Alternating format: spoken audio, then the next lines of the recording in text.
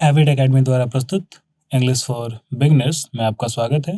ये 30 days English course का पहला क्लास है। इस क्लास का हमारा मुख्य उद्देश्य यह रहेगा कि इस क्लास के बाद हम अंग्रेजी के पार्ट्स ऑफ स्पीच को जान सके बढ़िया से।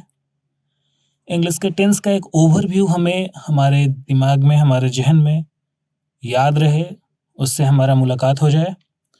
फिर सेंटेंस का बेसिक स्ट्रक्चर क्या होता है, सेंटेंस के मुख्य पार्ट्स क्या होते हैं, और उसके बाद फिर सेंटेंस का सब्जेक्ट क्या होता है, सब्जेक्ट का क्या काम होता है, ऑक्सिलियरी वर्ब या हेल्पिंग वर्ब किसे कहते हैं, ऑक्सिलियरी वर्ब का काम क्या होता है, प्रेजेंट टेंस का एक बेसिक ओवरव्यू, और फिर लास्ट में हम लोग समरी देखेंगे। कुछ क्वेश्चन एंड आंसर्स अगर आपको पूछने होंगे तो आप लिंक के माध्यम से मुझे भेज सकते हैं, मैं आपका उसका उत्तर दूंगा। और लास्ट में पीडीएफ असाइनमेंट्स जो कि आप खुद अपने घर पे करके मुझे भेज सकते हैं और उसके आंसर्स मैं आपको दूंगा। तो चलिए शुरू करते हैं। पहला है parts of speech. Parts of speech में स्पीच का मतलब होता है भाषा और पार्ट्स का मतलब होता है भाग। तो जो भी वस्तुएं बोलने में हम इस्तेमाल करते हैं वो कौन कौन सी है, ये हम लोग देखेंगे पार्ट्स ऑफ स्पीच में। एक एक एक सेंटेंस के लिए किन किन भाग का, किन किन पार्ट्स की आवश्यकता होती है वो देखेंगे हम पार्ट्स ऑफ स्पीच में। तो पहला होता है नाउन।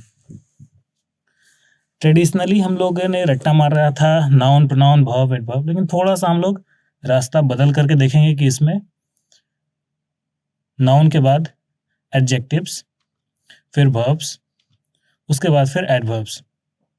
तो पहले नाउन क्या होता है? किसी भी वस्तु का नाम, कोई एक आइडिया, कोई एक जगह, कोई एक पर्सन, इसको नाउन कहेंगे। अब पर्सन में जैसे कोई भी व्यक्ति, कोई भी औरत, कोई एक नाम, प्लेस में घर हो गया, कोई एक जगह का नाम हो गया, वस्तु में कोई भी एक वस्तु, आपका सोफा, आपका मेज, आपका कार, आपका बाइक। आइडिया, जैसे आइडिया मतलब विचार या फिर इमोशन जिसे हम कहते हैं, जैसे होप या लव या ट्रुथ या फ्रेंडशिप। अब इन नाउन का जो विशेषता बतलाएगा वो हो जाएगा एडजेक्टिव। एडजेक्टिव का मतलब होता है विशेषण। मतलब नाम तो मेरे पास आ गया, अब उस नाम का लेकर के करे क्या? वो नाम वाला लंबा है, पतला है, दुबला है, वो हमारा हो गया विशेषण, जिसे हम लोग कहेंगे एडजेक्टिव।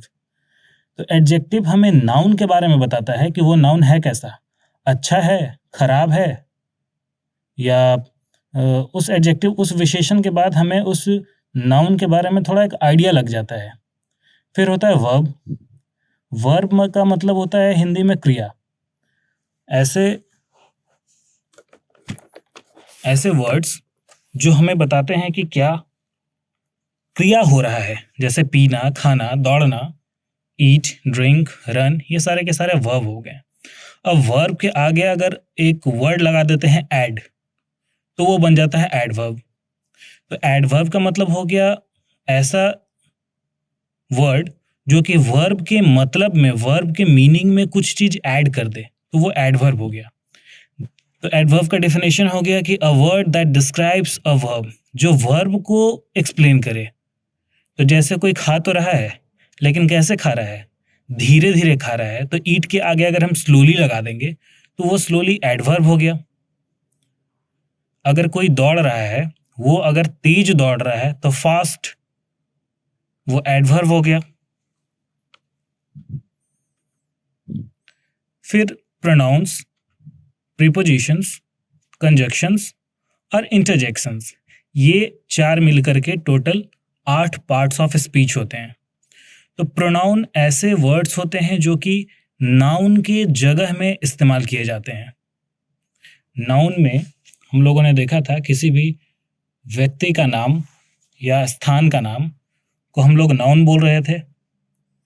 अब उस नाउन के जगह में जो वस्तुएं, जो शब्द का इस्तेमाल होगा, उन शब्दों को हम कहेंगे प्रोनाउन। जैसे I, we, you, he, she, it, they, ये सारे के सारे प्रोनाउन हो गए। अब प्रीपोजिशन को अगर हम लोग अलग करें तो इसमें कुछ पोजीशन वर्ड आ रहा है। पोजीशन का मतलब होता है स्थान।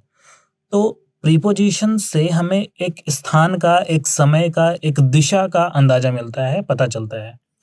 जैसे कोई चीज कहाँ पे है, बिसाइड्स है, किसी की चीज बिटवीन है, किसी बीच में रखा हुआ है, किसी के पीछे रखा हुआ है, किसी के ऊपर रखा हुआ है, या क्या रिलेशन है किसी एक नाउन का किसी दूसरे के साथ, तो वो प्रीपोजिशन होता है। और तीसरा फिर अगला जो वर्ड है वो है कंजंक्शन पार्ट्स ऑफ स्पीच में। कंजंक्शन, जंक्शन का मतलब होता है जोड़ना। जैसे हम लोग जानते हैं स्टेशन का कोई एक जंक्शन होता है। जंक्शन मतलब एक ऐसा पॉइंट जहाँ पे सारे दिशाएं के एक रूट्स आकर के मिले, वो जंक्शन होता है। अब कंजंक्शन मतलब एक ऐसा वर्ड जो कि सेंटेंस को आपस में जोड़े। तो because, although, but, yet, if, and, इन सब की सहायता से हम दो सेंटेंस को, दो वाक्यों को आपस में जोड़ते हैं, तो वो कंजंक्शन हो गया। और इंटरजेक्शन, ये इमोशन एक्सप्रेसिंग वर्ड्स का इस्तेमाल किया जाता है, इंटरजेक्शन उन्हें कहते हैं। जैसे किसी दुख के लिए हम वाओ का इस्तेमाल तो नहीं करेंगे, ओह का इस्तेमाल करेंगे, उप्स का इस्तेमाल करेंगे। तो किसी दुख के लिए वाक्य के पहले अगर हम ओह लगा दें तो वो जो ओह है वो इंटरजेक्शन है। किसी खुशी के बात को एक्सप्लेन करने से पहले हम वाओ लगा दें तो वो वाओ हमारा इंटरजेक्शन है। तो ये हमने पार्ट्स ऑफ स्पीच देखा।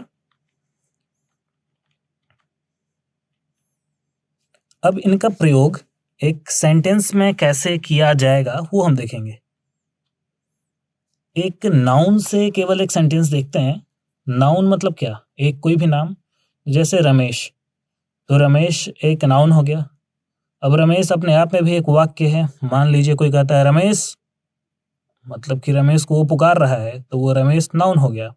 अब नाउन और वर्ब के साथ, रमेश रैन, रमेश दौड़ा, तो वो नाउन और वर्ब के साथ एक सेंटेंस है। अब नाउन, वर्ब और एडवर्ब के साथ अगर एक सेंटेंस बनाना हो तो रमेश रैन क्विकली, रमेश दौड़ा, कैसा दौड़ा, तेजी से दौड़ा, क्विकली दौड़ा। अब Ramesh ran quickly to his house, तो ये नाउन भी हो गया इसमें। रमेश वर्ब हो गया रैन, वर्ब का दूसरा रूप। क्विकली वर्ब के मीनिंग को एक्सप्लेन कर रहा है, वर्ब के बारे में कुछ बता रहा है कि रमेश दौड़ा, पर कैसे दौड़ा, क्विकली दौड़ा, तो ये क्विकली हो गया एडवर्ब। कहाँ दौड़ा, किस ओर दौड़ा, वो बता रहा है टू का मतलब ओर, तो वो प्रीपोजिशन हो गया, पोजीशन को दर्शा रहा है। अब आगे में है हिज हाउस, तो वो दौड़ा किसी के घर के तरफ, हाउस के तरफ, तो हाउस तो फिर से थिंग है एक, तो वो तो नाउन हो गया। पर किसके हाउस, हिज हाउस, उसके हाउस के तरफ, उसके खुद के हाउस के तरफ दौड़ा, तो ये घर के बारे में बतला रहा है, घर का विशेषण बतला रहा है। तो ये हिज जो है वो एडजेक्टिव है, हाउस का विशेषण बतला रहा है। Ramesh ran quickly to his house but before he could reach the thieves ran away, Ramesh अपने घर की ओर तेजी से भागा, लेकिन जब तक वो पहुंच पाता जो चोर थे वो भाग गए। अब इसमें हम लोग देखेंगे, रमेश हो गया नाउन, रैन हो गया वर्ब, क्विकली हो गया एडवर्ब, टू हो गया प्रीपोजिशन, हिज हो गया हाउस का विशेषण, तो हिज हो गया एडजेक्टिव, हाउस फिर से नाउन। बट इन दो सेंटेंसों को, Ramesh ran quickly to his house और before he could reach the thieves ran away को जोड़ रहा है, तो ये जो बट है वो एक जंक्शन का काम कर रहा है, तो ये कंजंक्शन हो गया। प्रीपोजिशन, कंजंक्शन के बाद फिर लोकेशन को बता रहा है बिफोर पहले, तो ये बिफोर जो होगा सो प्रीपोजिशन होगा। उसके बाद फिर से नाउन आ रहा है, सॉरी प्रोनाउन आ रहा है ही। आगे है could reach the thieves ran away, could again हम लोग देखेंगे आगे कुड क्या होता है, कुड को क्या कहा जाता है, कि ये क्या है, इसके बारे में हम लोग आगे देखेंगे। फिलहाल इस सेंटेंस के इस स्ट्रक्चर से हमें ये एक बेसिक आइडिया मिल गया कि एक वाक्य के क्या क्या अलग अलग पार्ट्स होते हैं। एक वाक्य बोलने के लिए हमें किन किन पार्ट्स को जानना जरूरी होता है। आगे देखते हैं। टेंस, टेंस का मतलब होता है खींचना। संस्कृत के तन धातु से बना है। तन का मतलब खींचना, तनोती। इसी से पेड़ का तना शब्द बना है जो कि खींचा हुआ है। तो ये जो टेंस है, इंग्लिश का जो टेंस है उसे टेंस क्यों कहते हैं? क्योंकि वो खींचा हुआ है। कहाँ कहाँ खींचा हुआ है? वो 3 भाग में खींचा हुआ है। एक पास्ट में खींचा हुआ है, एक वर्तमान को दर्शाता है, और दूसरा वो एक फ्यूचर को दर्शाता है। तो एक कोई भी जो वाक्य है वो 3 जगह पे खींचा हुआ है, थोड़ा पीछे थोड़ा आगे। एक पास्ट में, एक फ्यूचर में, और एक वर्तमान का प्रेजेंट में। पास्ट, अब जो टेंस है वो केवल 3 ही नहीं है, हर एक टेंस 4-4 भागों में विभक्त है। हर सेंटेंस, हर टेंस 4 पार्ट्स में बटा हुआ है। जो सबसे बेसिक है, जो सबसे कॉमन है, उसे हम सिंपल कहते हैं, सिंपल टेंस। फिर आता है कंटिन्यूअस, फिर परफेक्ट, और फिर परफेक्ट कंटिन्यूअस। प्रेजेंट में भी वैसा ही है, simple present, present continuous, present perfect. फिर फ्यूचर टेंस में भी simple future, future continuous, future perfect, और फ्यूचर परफेक्ट कंटिन्यूअस। अब प्रेजेंट का हम एक एग्जाम्पल देखेंगे। ही प्लेज, वह खेलता है, present continuous. He is playing, perfect. He has played, perfect continuous. He has been playing. Simple क्या बतलाता है, कंटिन्यूअस क्या बतलाता है, परफेक्ट और परफेक्ट कंटिन्यूअस क्या बतलाते हैं, अभी हम लोग आगे एग्जाम्पल देखेंगे इसके डिटेल्स में। पहले केवल ये जान लेते हैं कि एक टेंस में किसी एक वाक्य को कैसे दर्शाया जाता है। अब अगर पास्ट में जाएंगे तो हो जाएगा ही प्लेड, कंटिन्यूअस में ही वॉज प्लेइंग, परफेक्ट में ही हैड प्लेड, और परफेक्ट कंटिन्यूअस में ही हैड बीन प्लेइंग। इसी को अगर हम फ्यूचर में देखेंगे तो हो जाएगा ही विल प्ले, कंटिन्यूअस में he will be playing, perfect में ही विल हैव प्लेड, और परफेक्ट कंटिन्यूअस में he will have been playing. अब एक सेंटेंस का स्ट्रक्चर क्या होता है? तो सेंटेंस के स्ट्रक्चर में सेंटेंस के सबसे पहले एक सब्जेक्ट आता है। आगे हम देखेंगे कि सब्जेक्ट किसे कहते हैं। सब्जेक्ट के बाद फिर आता है ऑक्सिलियरी वर्ब, जिसे हम हेल्पिंग वर्ब भी कहते हैं, और उसके बाद फिर आएगा वर्ब, वर्ब के बाद फिर ऑब्जेक्ट। तो सब्जेक्ट क्या होता है वो देखते हैं। सब्जेक्ट किसी भी सेंटेंस के आगे में कोई एक पर्सन, प्लेस, थिंग या आइडिया जो किसी एक्शन को परफॉर्म कर रहा है, उसे हम सब्जेक्ट कहते हैं। सब्जेक्ट को 2 भागों में बांटा जाता है, एक सिंगुलर और दूसरा प्लूरल। सिंगुलर का मतलब हो गया अकेला, और प्लूरल का मतलब हो गया एक से ज्यादा। तो देखेंगे तो इसका जो फर्स्ट पर्सन है वो आई होगा, और इसका प्लूरल वी होगा। मैं का प्लूरल, मैं का बहुवाची हम।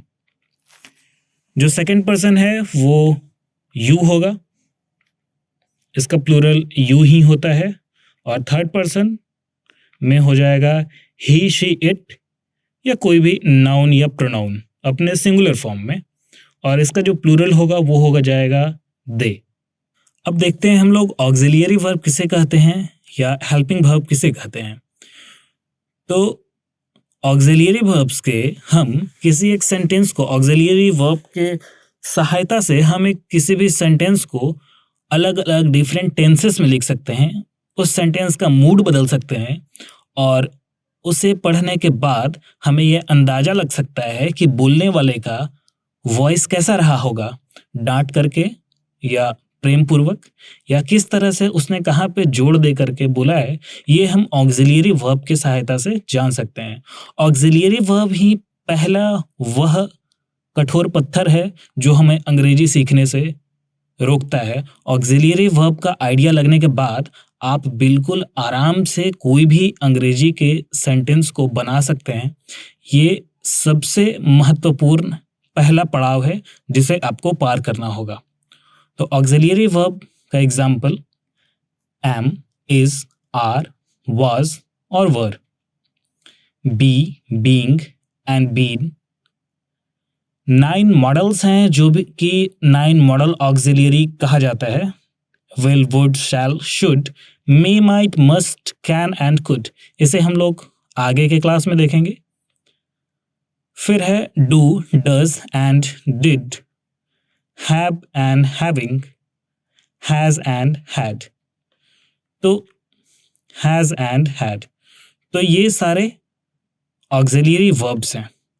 इन्हीं की सहायता से कोई भी सेंटेंस को हम एक से दूसरे में कन्वर्ट कर सकते हैं।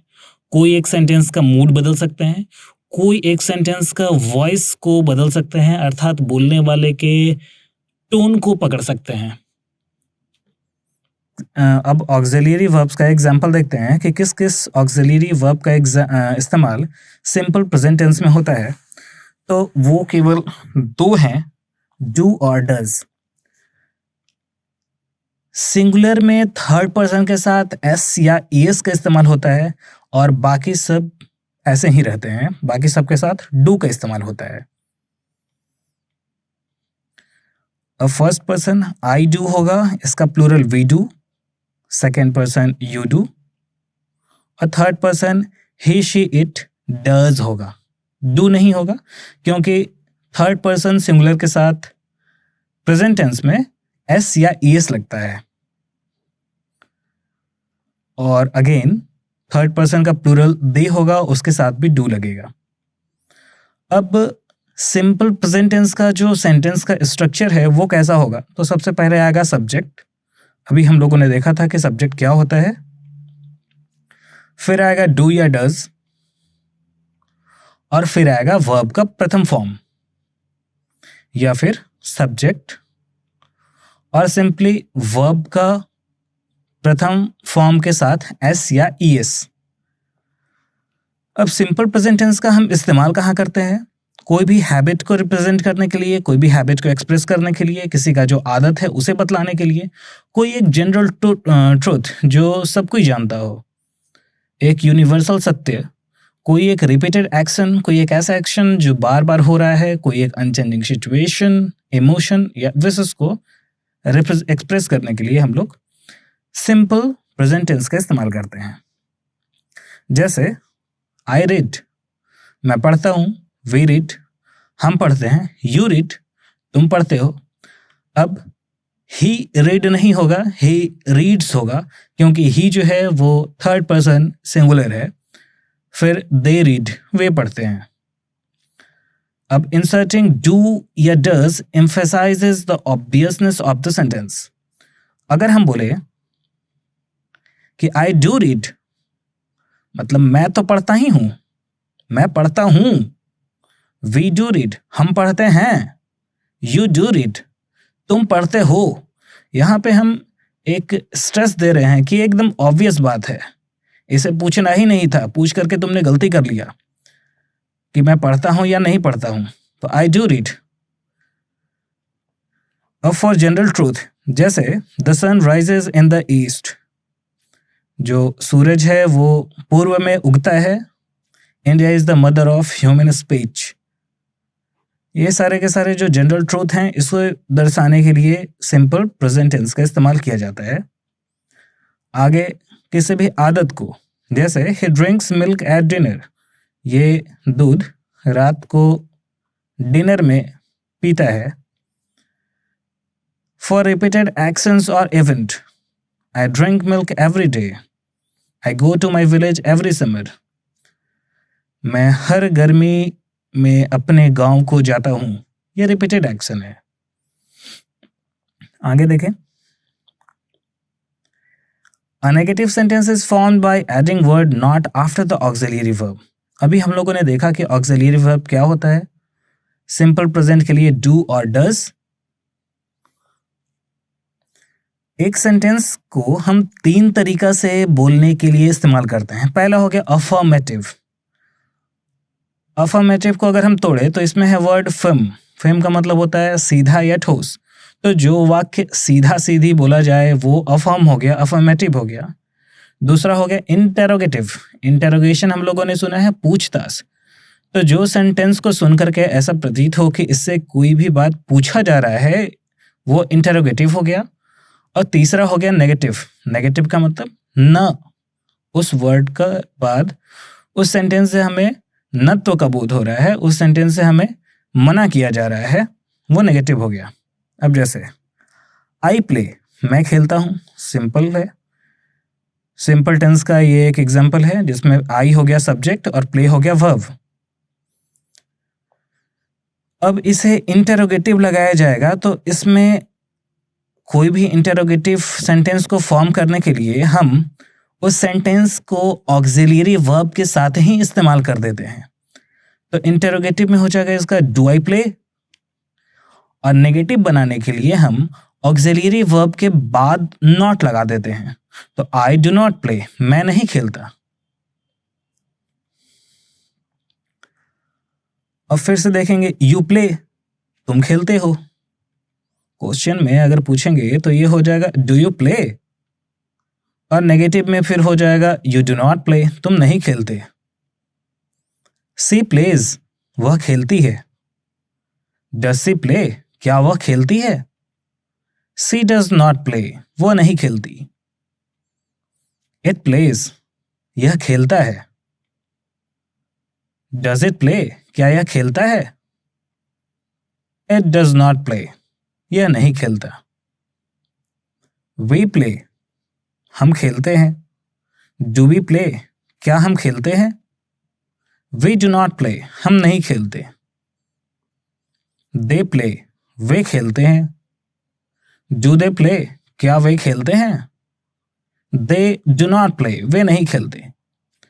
तो इस तरह से हम कोई भी एक सेंटेंस में केवल ऑक्सिलियरी वर्ब की सहायता से, ऑक्सिलियरी वर्ब को आगे पीछे करके उस सेंटेंस के मीनिंग को चेंज कर रहे हैं। ये 2 पॉइंट्स है, इसे नोट कर लेना है आगे बढ़ने से पहले। तो पहला यह है कि किसी भी इंटरोगेटिव सेंटेंस को पूछने के लिए, इंटरोगेटिव सेंटेंस बनाने के लिए उस सेंटेंस का जो बिगिनिंग होता है वो ऑक्सिलियरी वर्ब के साथ होता है, और उसके बाद फिर सब्जेक्ट आएगा और फिर वर्ब का फर्स्ट फॉर्म। ये सिंपल टेंस के लिए है, इसको ध्यान में रखना है। और नेगेटिव सेंटेंस बना रहे हैं तो नॉट जो है वो ऑक्सिलियरी वर्ब के बाद आएगा। आई डू, डू हो गया ऑक्स और फिर नॉट, और उसके बाद फिर वर्ब का फर्स्ट फॉर्म। अब प्रेजेंट कॉन्टिन्यूअस टेंस के लिए जो ऑक्सिलियरी वर्ब होगा वो होगा इज, एम और आर।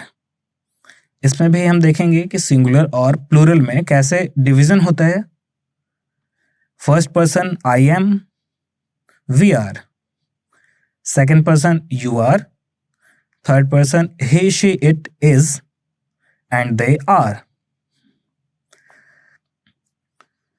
अब जो प्रेजेंट कंटिन्यूअस टेंस है उसका इस्तेमाल होता है कोई अनफिनिश्ड एक्शन को बतलाने के लिए, या किसी टेम्पररी सिचुएशन को बताने के लिए, कोई टेम्पररी हैबिट या अननोइंग हैबिट, या कोई डेफिनेट फ्यूचर प्लान।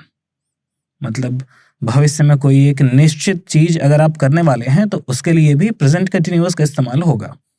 इसका स्ट्रक्चर देखते हैं। पहले आएगा सब्जेक्ट,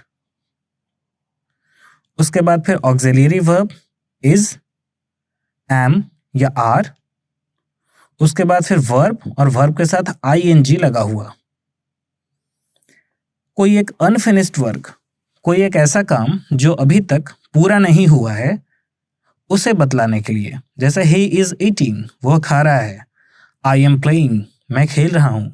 दे आर लाफिंग, वे हंस रहे हैं। यू आर रनिंग, तुम दौड़ रहे हो। कोई एक टेम्पररी सिचुएशन को बतलाने के लिए, जैसे I am working as a teacher for a couple of weeks, he is sleeping at the moment. तो फॉर अ कपल या फिर एट द मोमेंट, इन फ्रेजेस की सहायता से एक चीज और ध्यान में रखना है अंग्रेजी के लिए कि हम जितना जल्दी फ्रेजेस को रट लेंगे उतना जल्दी हमें बोलने में आसानी होगा। फ्रेज का मतलब होता है 2 या 3 वर्ड्स के कॉम्बिनेशन से बना हुआ एक वर्ड, एक हाफ सेंटेंस। वर्ड नहीं कहेंगे, हाफ सेंटेंस कहेंगे। उसे अगर हम रट लेते हैं तो बोलने समय वो अनकॉन्शियसली तुरंत आ जाएगा। फॉर अ कपल, अब जब भी हम बोलचाल की भाषा में फॉर बोलेंगे अ कपल उसके पीछे पीछे बिना मेहनत का आ जाएगा। तो फ्रेजेस के ऊपर हमें ध्यान देना है, ये एक बहुत बड़ा सीक्रेट है इंग्लिश में बात करने का। फ्रेज के ऊपर ध्यान देना, फ्रेज को रटना। He is sleeping at the moment, मतलब अभी वो सो रहा है, ये टेम्पररी सिचुएशन को डिस्क्राइब कर रहा है। कोई एक टेम्पररी हैबिट को बतलाने के लिए, जैसे he is eating too much these days, इन दिनों ये बहुत ज्यादा खा रहा है, टेम्पररी हैबिट है। He is sleeping a lot these days, इन दिनों ये बहुत ज्यादा सो रहा है। He is studying a lot for his upcoming exams, अपने आने वाले एग्जाम के लिए इन दिनों ये बहुत पढ़ रहा है। अच्छा, फिर डेफिनेट फ्यूचर प्लान अगर हो, जैसे 29 मई को मैं केदारनाथ जा रहा हूँ, फिक्स प्लान है, इसमें किसी तरह का कोई भी चेंजिंग नहीं होने वाला है। तो I am going to Kedarnath on 20th of May. I am going to win the match, मैं ये खेल जीतने वाला हूँ, फ्यूचर प्लान है मेरा। India is going to win the world cup, ये मेरा प्रिडिक्शन है, भारत वर्ल्ड कप जीतने वाला है। आगे देखें इसका एग्जाम्पल अफर्मेटिव में, इंटरोगेटिव में और नेगेटिव में कैसे बनेगा। ही इज प्लेइंग, सब्जेक्ट आया, ऑक्सिलरी वर्ब आया और उसके साथ आईएनजी लगा हुआ आया। इंटरोगेटिव में इज को उठा करके आगे लगा देंगे, तो इज ही प्लेइंग, क्या वह खेल रहा है। और नेगेटिव बनाने के लिए he is not playing, auxiliary verb के बाद नॉट लगा देंगे। फिर यू आर प्लेइंग, तुम खेल रहे हो, क्वेश्चन में बोलना होगा तो आर आगे आ जाएगा, आर यू प्लेइंग, क्या तुम खेल रहे हो। और इसी का negative you are not playing, auxiliary verb के बाद नॉट लग गया। शी इज प्लेइंग, वह खेल रही है, इज शी प्लेइंग, क्या वह खेल रही है। शी इज नॉट प्लेइंग, वह नहीं खेल रही। इट इज प्लेइंग, वह खेल रहा है। अब इट का इस्तेमाल ऐसा क्या वस्तु होगा जिसके लिए हम इट का इस्तेमाल करें, कोई निर्जीव वस्तु, जैसे कोई खिलौना, तो इट इज प्लेइंग बोलेंगे। क्वेश्चन के लिए अगेन इज जो है वो इट के पहले आ जाएगा, और नेगेटिव के लिए इसके बाद नॉट। फिर वी आर प्लेइंग, हम खेल रहे हैं, क्या हम खेल रहे हैं अगर बोलना होगा तो ऑक्सिलरी वर्ब सब्जेक्ट के पहले आ जाएगा, कुछ इस तरह। और नेगेटिव बनाना होगा, हम नहीं खेल रहे हैं, तो जो ऑक्सिलरी वर्ब होगा वो उसके बाद नॉट आ जाएगा, कुछ इस तरह। दे आर प्लेइंग, वे खेल रहे हैं, आर दे प्लेइंग, क्या वे खेल रहे हैं, और दे आर नॉट प्लेइंग, वे नहीं खेल रहे हैं। अब प्रेजेंट परफेक्ट टेंस का देखेंगे। प्रेजेंट परफेक्ट टेंस में जो ऑक्सिलरी वर्ब होता है वो होता है हैज और हैव। अगेन इसको फर्स्ट पर्सन में आई के साथ हैव, वी के साथ भी हैव, यू के साथ भी हैव, लेकिन ही शी इट के साथ हैज, और दे के साथ फिर से हैव। अब इसका स्ट्रक्चर और एग्जाम्पल देखें, इसका यूज देखें, तो कोई एक ऐसा एक्शन जो पास्ट में हो चुका है लेकिन उसका इफेक्ट अभी प्रेजेंट में भी है, या फिर एक ऐसा एक्शन जो पास्ट में कभी ऑलरेडी घट चुका है लेकिन उसको हम अभी एक्सप्लेन कर रहे हैं, अभी बता रहे हैं किसी से। तो इसमें आएगा पहले सब्जेक्ट, फिर हैज या हैव, और उसके बाद फिर वर्ब का तीसरा फॉर्म। जैसे I have lost my pen, मैं अपना पेन खो चुका हूं। पास्ट में खोया था पर अभी भी खोया ही हूं, मिला नहीं है। I have done my homework, मैंने अपना होमवर्क कर लिया है, कर चुका हूं। पास्ट में किया था पर अभी भी कर चुका हूं। She has eaten all the mangoes, उसने सारे आम खा लिया। For actions already happened at some unknown time in the past, वो एक ऐसा घटना जो कि पास्ट के किसी अननोन टाइम में घट चुका है, उसे बतलाने के लिए भी हम परफेक्ट, प्रेजेंट परफेक्ट का ही इस्तेमाल करते हैं। जैसे सी हैज़ गोन टू केदारनाथ, किसी ने पूछा किसी से कि क्या वो केदारनाथ जा चुकी है, क्या वो केदारनाथ गई है, बोला गया हाँ वो केदारनाथ जा चुकी है, she has gone to Kedarnath. I have seen that movie, मैं ये पिक्चर देख चुका हूँ। ही हैज़ विजिटेड रांची, वो रांची घूम चुका है, जा चुका है। अगेन इसका भी एग्जाम्पल देख लेंगे हम अफर्मेटिव, इंटरोगेटिव और नेगेटिव में। ही हैज़ प्लेड, क्वेश्चन करना होगा तो हैज़ ही प्लेड, नेगेटिव करना होगा तो ही हैज़ नॉट प्लेड। इसी तरीका से यू हैव प्लेड, तुम खेल चुके हो, हैव यू प्लेड, क्या तुम खेल चुके हो, and you have not played, तुम नहीं खेले हो या तुम नहीं खेल चुके हो। ये चुके हो, चुका हो करके बनाने में, सीखने में आसानी होता है, बोलने में भले थोड़ा अटपटा लगे, लेकिन हम लोग सीखने के लिए इसी तरीका से इस्तेमाल करेंगे। आगे का जब हम ट्रांसलेशन बनाएंगे तो उसमें भी हम इसी तरीका से ट्रांसलेशन सीखेंगे। सी हैज़ प्लेड, वह खेल चुकी है। हैज़ से प्लेड, क्या वह खेल चुकी है। सी हैज़ नॉट प्लेड, उसने नहीं खेला है। इट हैज़ प्लेड, यह खेल चुका है, क्या वह खेल चुका है। यह नहीं खेल चुका है।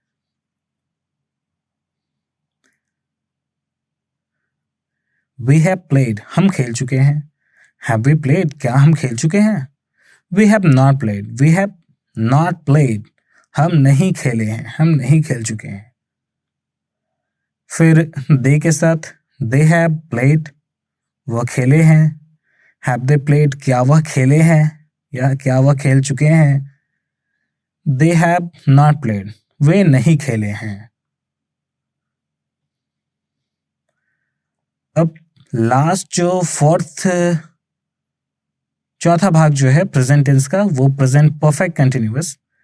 इसका जो ऑक्सिलरी वर्ब होगा वो सेम हैज और हैव ही होगा, लेकिन उसके साथ बीन लगा हुआ होगा। फर्स्ट पर्सन के साथ हैव बीन, सभी के साथ हैव बीन, और ही शी इट के साथ केवल हैज बीन।